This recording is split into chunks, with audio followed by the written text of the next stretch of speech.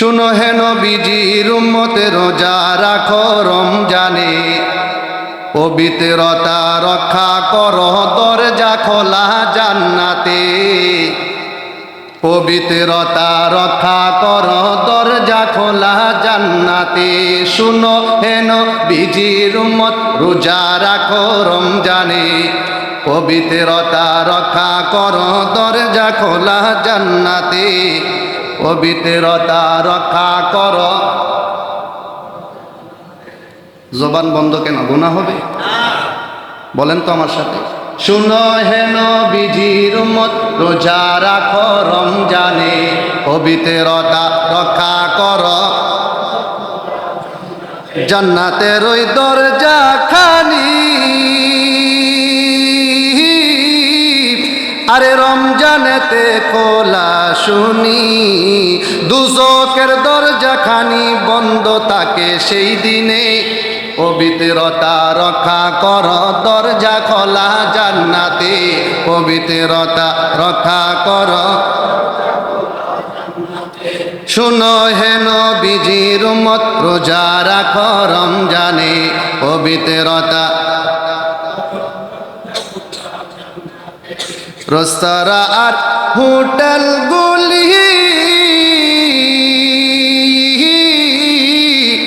আরে বন্ধ করতে সবাই বলি। চা দোকানগুলো বন্ধ হোক, আমরা সবাই চাই। চাই নাই কে? হাত তোলেন।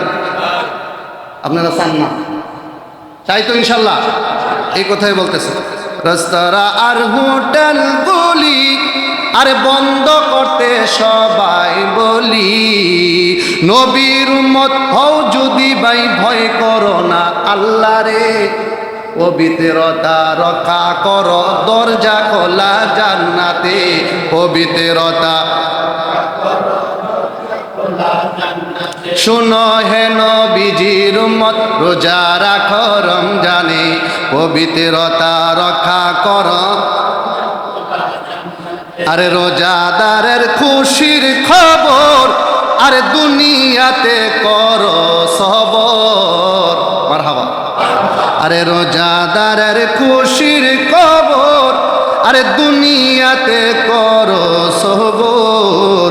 রোজ হাসরে পাবি খাবার দয়াল খোদার দরবারে। আরে রোজ হাসরে পাবি খাবার দয়াল রাব্বার দরবারে। মারহাবা কইতেন না? আল্লাহু আকবার কইতেন না? রোজাদারের জন্য জান্নাতি খাবার আমার আল্লাহ রেডি করে রেখে দিয়েছেন। সুবহানাল্লাহ বলেন। একমাত্র তারাই পাবে। কারা পাবে? যারা রোজাদার। বেরোজদারকে এই খাবারের শুধু পাবে দূরের কথা, ঘ্রাণও পাবে না, দেখবেও না। তারা খাবারের কথা তারা জানেও না। সুবহানাল্লাহ বলেন। রোজ হাসরে পাবি খাবার দয়াল খোদার দরবারে, পবিত্রতা রক্ষা কর দরজা খোলা জান্নাতে। পবিত্রতা